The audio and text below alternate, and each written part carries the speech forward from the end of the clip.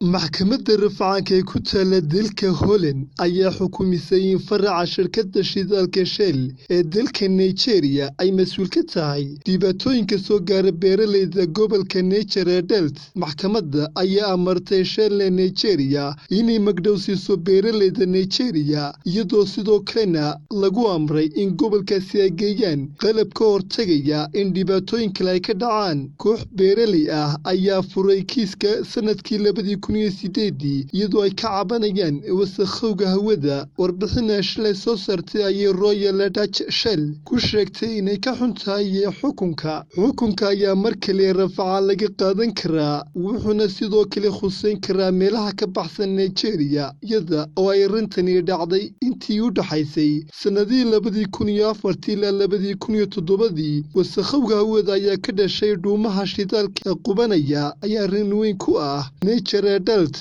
Maxkamadda ayaa sheegtay in Shell aysan cadeymo ku filan ka bixin in dad badan su'aal ay ula kacaan dhibaatooyinka beeralayda xaafadda Go iyo Oroma ee lahayn shidaalka ka qubtay dhuumaha. Maxkamadda ayaa sheegtay in xaddiga lacagta magdhowda ah la go'aansan doono mar dambe.